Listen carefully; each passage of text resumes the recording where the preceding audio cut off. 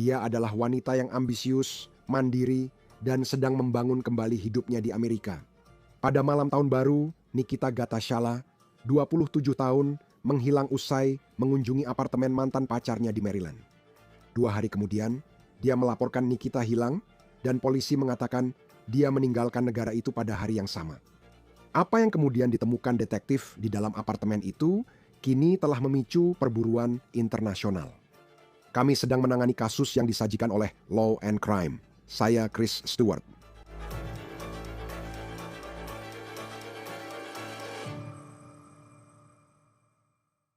Hey, sebelum kita mulai episode On The Case, salah satu acara terpopuler di YouTube, saya ingin bicara tentang Morgan & Morgan. Firma hukum cedera pribadi terbesar di Amerika.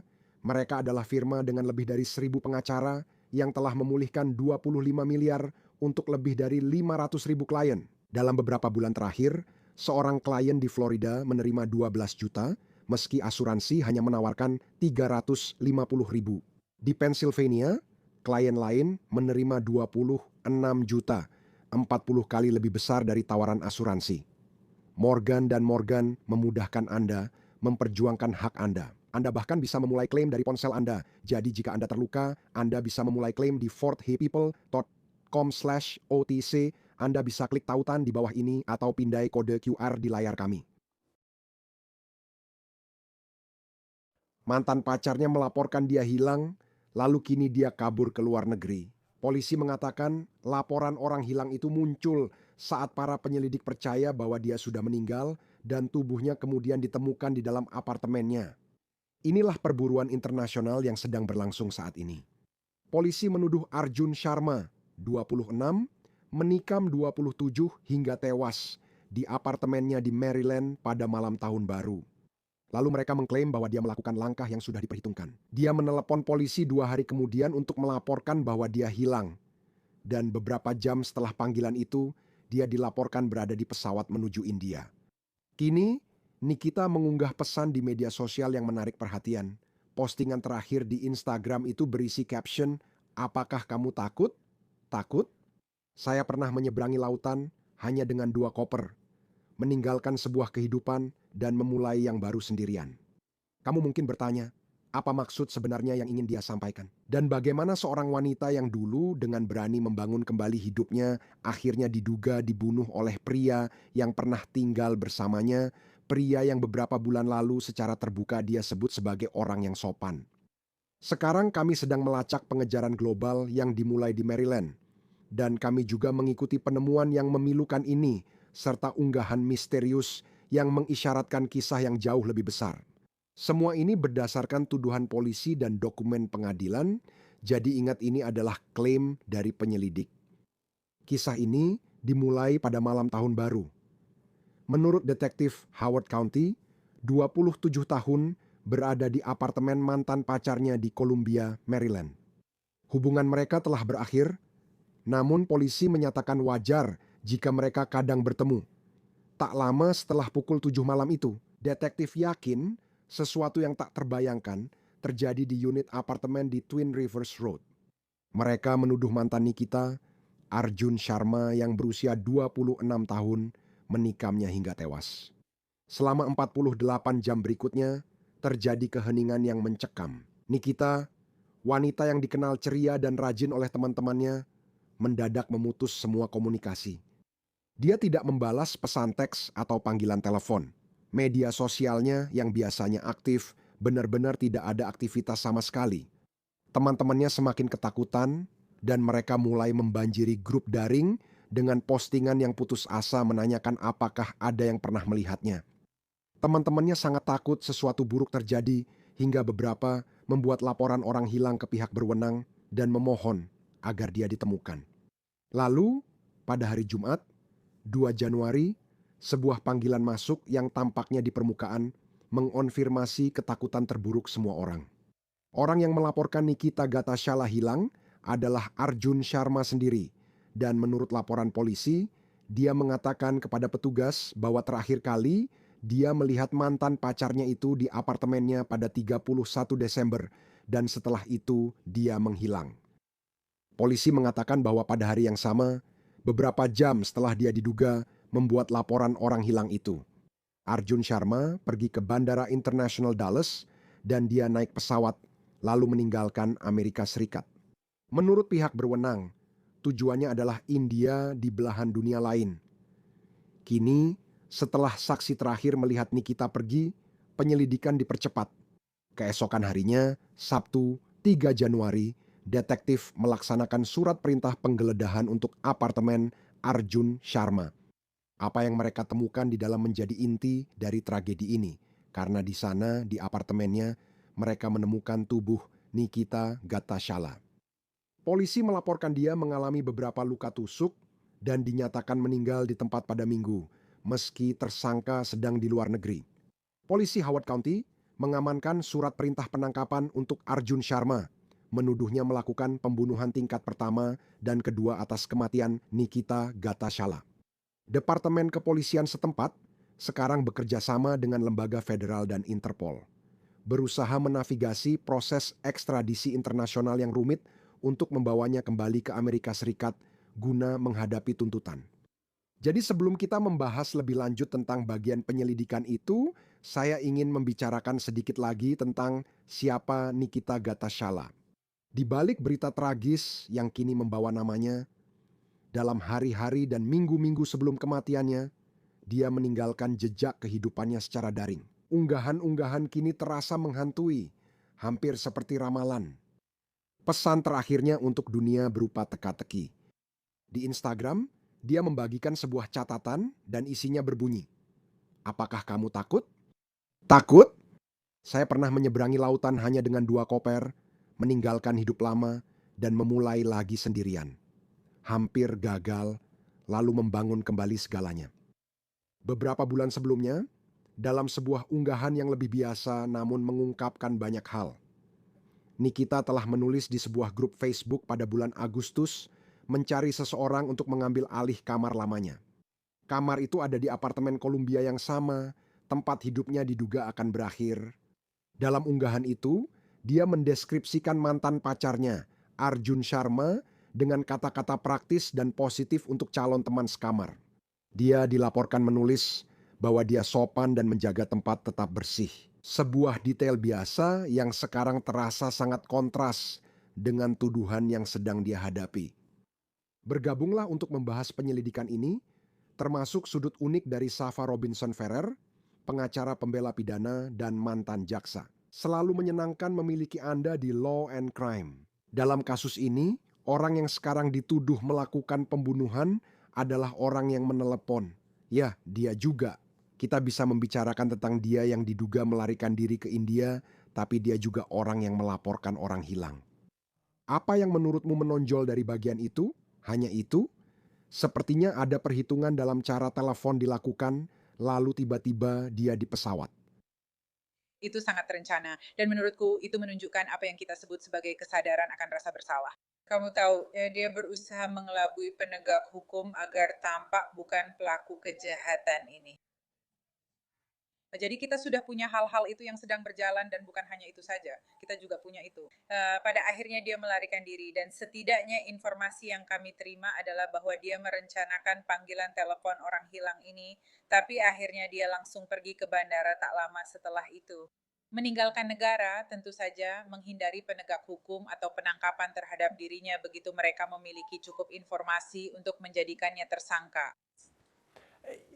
Saya tahu polisi sering mendapat laporan orang hilang, biasanya hanya orang kabur. Ini terjadi setelah tahun baru, pasti mereka menerima banyak laporan seperti itu. Hanya saja, Anda tahu, ada begitu banyak kasus yang tidak kita dengar. Tapi dalam kasus ini, dia dilaporkan sebagai orang hilang. Jika polisi menindaklanjuti, pria itu sudah keluar dari negara yang seharusnya jadi tanda bahaya. Bagaimana pendapat Anda tentang dia yang melapor tapi tetap bisa pergi? Polisi tampaknya tidak menindaklanjuti, bukan berarti saya mengkritik mereka. Saya paham mereka sibuk, tapi pelapor tiba-tiba sudah keluar negeri. Ini terasa mencurigakan. Itu adalah tanda bahaya besar. Dan Anda tahu, kita tidak tahu waktu pasti dari hal-hal ini. Anda tahu, saya tahu. Atau setidaknya informasi yang disampaikan adalah bahwa dia melakukan panggilan telepon orang hilang ini, tapi kemudian akhirnya melarikan diri tak lama setelah itu, mungkin dalam hari yang sama saat dia melakukan panggilan telepon tersebut. Namun Anda tahu masalahnya saat melapor orang hilang ke penegak hukum bisa jadi ada banyak laporan orang hilang, bukan? Jadi berapa lama waktu yang dibutuhkan agar seorang petugas merespons atau seorang penyidik ditugaskan? Kayak untuk mengumpulkan cukup informasi agar bisa menentukan apakah orang ini dalam bahaya atau kita akan menunggu sampai Anda tahu mungkin 24 jam hingga 48 jam. Ada banyak hal yang memengaruhi kasus ini. Jadi sebenarnya yang benar-benar menonjol bagi saya adalah bagaimana mereka akhirnya bisa memutuskan untuk mendapatkan surat perintah penggeledahan untuk menggeledah apartemennya dan akhirnya menemukan jasadnya di sana. Dan informasi apa yang mereka miliki yang menjadi dasar surat perintah itu? Karena mudah bagi kita yang di luar untuk berkata, ya sudah, masuk saja ke apartemennya, ketuk pintunya lalu masuk, pasti akan menemukan semuanya. Sebenarnya, apa yang harus mereka miliki, bahkan jika dia hilang, itu dikenal sebagai tempat dia berada atau pernah tinggal. Maksud saya, apa yang harus Anda tunjukkan ke hakim agar diizinkan masuk ke apartemen ini? Dia tidak di sana, tapi Anda bisa mencari bukti yang diperlukan. Penyelidik akan mengumpulkan bukti yang cukup untuk meningkatkan dugaan secara masuk akal dan meyakini bahwa kejahatan telah terjadi, atau bahwa ada semacam bukti kejahatan itu di apartemen ini atau di lokasi ini. Ya, mereka membuat surat pernyataan yang mencerminkan hal-hal tersebut kepada hakim, menjelaskan dugaan yang masuk akal itu, lalu meminta hakim untuk menandatanganinya berdasarkan surat pernyataan tersebut. Terkadang mereka juga melampirkan barang bukti atau potongan bukti untuk ditunjukkan pada hakim. Inilah alasan mengapa hal ini penting. Kami telah memenuhi ambang batas dan membutuhkan surat perintah ini sehingga hakim biasanya menyetujuinya untuk pergi ke properti atau lokasi tersebut guna menggeledah area tertentu atau seluruh tempat dan menemukan apa yang mereka cari. Itulah yang kami sebut. Itu adalah persyaratan surat perintah. Ada pengecualian terhadap persyaratan surat perintah tersebut. Salah satu pengecualiannya adalah jika ada keadaan darurat. Saat ini sih sepertinya hal itu tidak terjadi di sini, atau secara praktis kita juga tidak tahu pada akhirnya kapan tepatnya dia meninggal. Saat membahas langkah yang harus diambil, kita tahu di Amerika Serikat ada surat perintah penangkapan untuk tersangka ini. Tapi menurut penegak hukum, dia telah mengambil penerbangan ke seberang dunia. Dia sekarang berada di India dan pemerintah India mengatakan bahwa mereka akan membantu menemukannya. Tapi apalagi yang bisa dilakukan di Amerika Serikat? Seolah Anda detektif di Maryland, Anda harus memecahkan kasus pembunuhan. Namun, Anda sangat bergantung pada pemerintah India, mungkin Interpol atau FBI, untuk melacak dia di negara asing.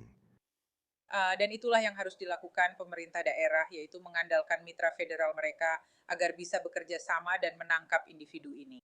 Dan tampaknya pemerintah India setidaknya mendukung dan bekerja sama dengan pejabat Amerika Serikat untuk mencapai hal itu. Jadi strategi kepolisian mereka dan kemampuan mereka untuk menemukan individu ini akan diterapkan. Dan akan ada komunikasi dan percakapan sederhana antara kedua pemerintah untuk menangkap individu ini dan membawanya kembali ke Amerika Serikat. Sekarang kita tidak tahu seberapa mutakhir teknologi mereka dan hal-hal semacam itu. Tentu saja jika orang itu berada di Amerika Serikat, kemungkinan mereka akan tertangkap lebih besar atau peluangnya lebih tinggi. India, saya tidak begitu yakin seberapa baik kemampuan penangkapan dan teknologi mereka. Tapi saya berasumsi bahwa itu sejalan dengan milik kita dan mereka akan bekerja sama untuk menangkap mereka.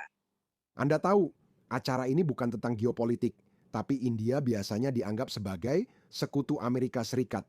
Bagaimana hubungan dengan negara seperti itu? Ketika saatnya tiba, mereka mampu menemukannya. Jika dan ketika itu terjadi, membawanya kembali ke Amerika Serikat untuk menghadapi tuntutan. Ekstradisi secara tradisional jadi lebih mudah tanpa perlu melewati banyak celah hukum atau berurusan dengan pemerintah yang tidak kooperatif. Jadi saya memang berpikir bahwa itu umumnya membuatnya lebih mudah sekarang. Saya belum pernah memiliki klien yang ditangkap di negara India, tapi Anda tahu secara umum itu memang membuatnya lebih mudah. Jadi bahkan jika Anda tahu kita berada di New York, kita punya Kanada, Anda tahu itu membuatnya sedikit lebih mudah untuk memindahkan orang-orang ini dan mengekstradisi mereka ketika pemerintah-pemerintah setidaknya Anda tahu berada dalam hubungan baik atau setidaknya saling berbicara. Ya, karena ini semacam pertanyaan sampingan karena saya merasa selalu ada. Setidaknya Anda melihatnya di film-film. Tapi biasanya ada orang yang mencoba pergi ke Meksiko karena mereka telah melakukan kejahatan dan mereka mencoba untuk menghilang. Biasanya, bahkan ketika Anda melintasi perbatasan internasional, itu tidak berarti. Tiba-tiba, bukan berarti seperti ini, saya sudah melewati batas dan saya bebas begitu saja. Maksud saya, jelas bukan di Kanada atau Meksiko. kita sudah melihat orang-orang dipulangkan. Namun, jika seseorang melakukan kejahatan berat seperti pembunuhan di Amerika Serikat, apakah melarikan diri ke India benar-benar membantu untuk kabur? Ya, saya percaya ada negara-negara yang tidak mengekstradisi kembali ke Amerika Serikat. Negara-negara mana saja itu saat ini, saya tidak tahu secara pasti, tapi saya pikir ada beberapa, mungkin 3. Dan saya pikir salah satunya adalah negara di Eropa. Secara tradisional ini tergantung pada Amerika Serikat untuk menemukan mereka jika hukum negara asing mengizinkannya. Saya yakin beberapa negara tidak mengekstradisi, namun banyak negara yang melakukannya. Dari sudut pandang pembelaan, jika dan ketika dia ditangkap. Maksud saya, ini adalah seorang pria yang, menurut penegak hukum, ada mayat di kamarnya. Seseorang yang dia kenal dan pernah dikencani telah ditikam hingga tewas. Dari sudut pandang awam, kasus ini tampak jelas dan mudah diselesaikan. Apa strategi pembelaannya? Mungkin setelah dia kembali, Ada cukup banyak hal. Mereka pertama-tama harus membuktikan bahwa individu ini adalah orang yang diduga melakukan tindakan tersebut. Mereka harus membuktikan identitasnya dan bahwa dia memang pelakunya. Saya tidak tahu apakah akan ada bukti yang secara langsung menunjukkan bahwa dia adalah orang yang melakukan ini. Seseorang berkata, saya melihat dia melakukan X, Y, dan Z sekarang. Ada bukti tidak langsung, tapi tanpa bukti langsung hal ini masih bisa diperdebatkan. Hal lainnya adalah kita memang harus menangani panggilan telepon ini. Dialah orang yang menelepon 911. Jadi itu bisa jadi tanda bahaya atau pengalihan untuk menyesatkan penegak hukum. Pengacara pembela akan memanfaatkannya. Mengapa dia menelepon 911 dan melaporkan dia hilang, padahal dia bisa saja dengan mudah meninggalkan negara ini tanpa harus menelepon dan melaporkan dia hilang? Dia sudah berencana melakukannya, jadi mengapa harus menambah telepon itu? Jadi itu bisa menimbulkan pertanyaan, apakah kamu tahu dia benar-benar orang yang melakukan tindakan ini atau tidak? Jadi itu akan menjadi hal lain yang dipertanyakan. Kita juga tahu dia ditemukan di apartemennya, dan ini tentu buruk bagi pihak pembela. Namun apakah kita tahu siapa lagi yang bisa mengakses apartemen itu? Itu harus diselidiki. Apakah dia punya masalah dengan orang lain? Dan ada banyak hal yang bisa dipertanyakan. Kondisi mental orang tersebut. Kasus ini kini memiliki banyak lapisan. Seringkali ketika kamu melihat insiden domestik seperti ini, biasanya memang pasangan orang tersebut yang melakukan tindakan itu. Itu sudah umum diketahui sehingga penegak hukum biasanya fokus menyelidiki pasangan. Awalnya hal itu juga mungkin terjadi di sini. Dan setelah mereka memulai penyelidikan itu, pada akhirnya mereka memiliki cukup informasi untuk meyakini bahwa dialah yang membunuhnya di apartemennya. Dan bukan hanya itu, ini adalah gedung apartemen. Jadi apakah ada yang mendengar sesuatu? Apakah ada yang melihat sesuatu? Apakah ada rekaman kamera ring? Kamu tahu. Apakah ada tetangga yang mungkin mendengar teriakan atau jeritan atau tanda-tanda adanya pertengkaran? Semua hal itu akan menjadi faktor yang dipertimbangkan. ketika membahas soal pelarian dan meninggalkan tempat, karena saya bisa melihat. Maksud saya, itu akan menjadi hal yang harus ditangani oleh pengacara pembela jika dan ketika kasus ini masuk ke persidangan. Karena jika Anda seorang jaksa, Anda akan seperti orang ini, tahu? Mereka akan memaparkan hal ini yang akan mereka katakan sebagai sesuatu yang sudah direncanakan. Dia dibunuh, dia melapor, tapi penerbangannya sudah dipesan lalu langsung pergi. Saya membayangkan pengacara pembela berkata, penerbangan ini sudah direncanakan, ada keluarga di sana, harus pergi. Tapi seberapa besar risikonya? Kita juga tidak tahu siapa dewan jurinya atau bahkan apakah dewan juri itu ada. Karena saya bisa melihat banyak anggota dewan juri. Mungkin kalau saya jadi anggota dewan juri, saya akan berpikir, ya oke, kamu tahu maksudnya, kamu tahu, saya bisa mengerti. Saya membayangkan anggota dewan juri berpikir, tidak mungkin kamu tiba-tiba memesan perjalanan ke Italia atau India. Mungkin dia memang memesannya lebih awal, saya tidak tahu, tapi anggap saja itu tidak apa-apa. Kejadian ini terjadi, memesan perjalanan, menelepon polisi, lalu saya keluar, polisi bilang terjadi. Sulit membuat banyak dewan juri percaya pada hal itu. Tentu saja. Dan hal yang bagus dari itu adalah saya yakin pada suatu saat nanti pasti akan ada seseorang yang menangani entah itu forensik, dan itu bahkan tidak harus sedalam seorang ahli forensik. Untuk melihat jam berapa tiket itu dibeli. Jika dibeli secara online, itu adalah transaksi kartu kredit. Mereka akan bisa mempersempit tanggal pembelian tiket itu, mereka mungkin juga bisa mempersempit waktu pembeliannya dan menghubungkannya secara waktu dengan waktu laporan orang hilang dan penemuan jenazah. Jadi itu seharusnya menjawab banyak pertanyaan, tapi menurutku kebanyakan orang akan mendengar itu dan berpikir ada kesadaran bersalah. Pengacara pasti akan berkata kliennya punya keluarga di sana, memang sudah berencana pergi atau dia ketakutan. Dia tahu pasangan sering disalahkan dan merasa takut. Meski itu bukan alasan, dia tetap melarikan diri karena ketakutan. Bukan berarti dia pelaku kejahatan hanya karena melarikan diri. Kamu tahu, ini tampaknya merupakan kasus kekerasan dalam rumah tangga yang sangat menyedihkan, kekerasan terhadap pasangan. Sebagai seseorang yang pernah menuntut kasus-kasus seperti ini, seberapa sering kamu harus menghadapinya? Kamu tahu, karena akan ada, saya kira, banyak bukti forensik, terutama karena ini adalah kasus penusukan dan bukan bermaksud suram, tapi sepertinya akan ada banyak bukti di sana. Tapi dalam kasus seperti itu, apakah kamu membutuhkan motif? Seberapa penting motif itu? Apakah itu bagian dari kasusnya?